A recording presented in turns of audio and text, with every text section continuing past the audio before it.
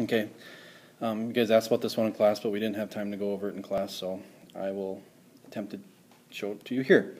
We're asked to find the domain of this function, which is very complicated, looks very complicated, but again, if you're asked to find the domain, you're not trying to evaluate it, you're not trying to plot it, you're not really doing anything with it except looking for the restrictions. The x minus 5 here up top, no restrictions come from that. X can be anything. It can be 0, it can be positive, it can be negative. But down here at the bottom, this cubic, or cubed root, you can take the cubed root of a positive, you can take the cubed root of a negative, but you can't, and you can take the cubed root of 0, however, you can't get a 0 on the bottom, so we have the restriction x cannot equal 5 and negative 4.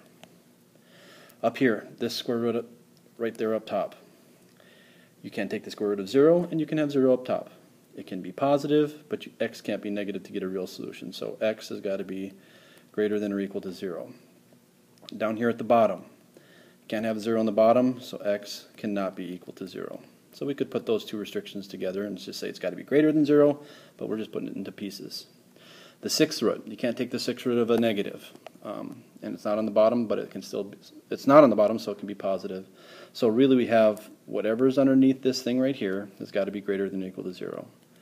X minus 2, x minus 4, x plus 1 has got to be greater than or equal to 0. That needs a sign analysis. This minus pi on the right, that's just a distractor. So the critical points are 2, 4, and negative 1. Let's do a sign analysis quickly. Negative 1, 2, 4, 3 points divides the, oops, I'm having problems with my dotted lines, divides the number line into 4 sections. Pick a test point, 0. If you plug a 0 into the first factor, you get a negative 2, negative 4, positive 1. Negative, negative, positive is a positive. And since these are all linear factors, as you guys know, it will change signs across each of the critical points. So negative, positive, negative. Again, if you don't want to use that shortcut, you can pick a test point on every one, but if you analyze the powers of those factors, those zeros, you can just figure it out that way. So it can be equal to, so we put closed circles on all of these, critical points. You want to know when it's greater than here and here. So this solution would be negative 1 to 2 in union with 4 to infinity. However, we have to add these restrictions over here to that restriction right there.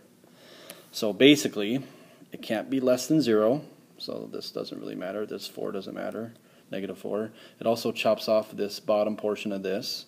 So basically, 0 is okay. Well, no, it's not okay right there.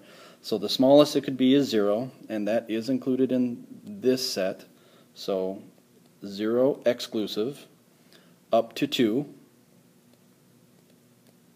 include the 2, in union with, now I'm going to start this at 4 from this, but whenever I get to this 5 right here, I got to have a break in my domain.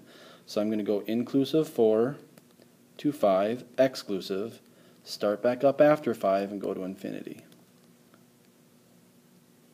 That is my domain.